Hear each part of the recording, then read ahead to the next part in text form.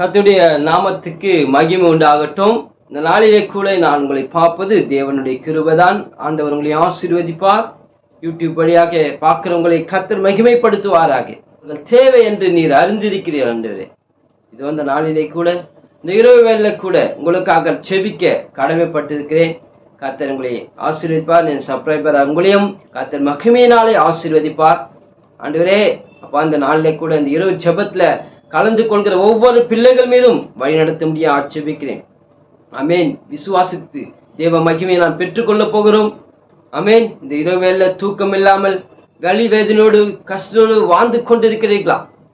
என் அன்பின் சகோதர சகோதரிகளே, கஷ்டத்தோடு நீங்கள் தூக்கமே இல்லப்பா, நான் படுத்தாலும் தூக்கம் இல்லை, என்னால பிறந்து படுக்கிற தூக்கம் இல்லை. ஆனால் கர்த்தரை நோக்கி இப்ப பார்க்கும் போதே நல்ல ஒரு தூக்கத்தை தர போகிறார், நல்ல வழிநடத்த போகிறார். கர்த்தர் மகிமையினால் நடத்துவார். ஆமென். செபிக்கலாம். கர்த்தாவே, இந்த நாளிலே கூட ஆண்டவரே, இந்த இரவு வேளையிலே கூட அப்பா, இந்த பிள்ளைகள் ஆண்டவரே தூக்கமின்றி ஆண்டவரே அப்பா தவித்து கொண்டிருக்கிறார்களா? இயேசுவின் நாமத்தினாலே அப்பா அவர்கள் நல்ல ஒரு தூக்கத்தை தந்து ஆண்டவரே கால் எழுந்து முகமுகமாய் பார்க்கத்தக்கதான கிருபை தர முடியாது. ஜெபிக்க முடியாது தடை இருக்கிறா.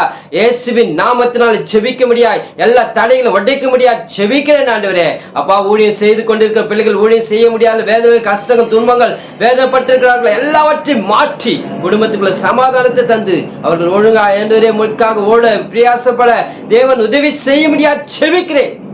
இரவேளை கூட நல்ல ஒரு தூக்கத்தை தந்து நீர் ஆசீர்வதித்து மகிமைப்படுத்துங்க. இயேசுவின் நாமத்தினால ஜெபிக்கிறேன் பிதாவே. ஆமென். God bless you. கர்த்தர் உங்களை ஆசீர்வதிப்பாராக. ஆமென்.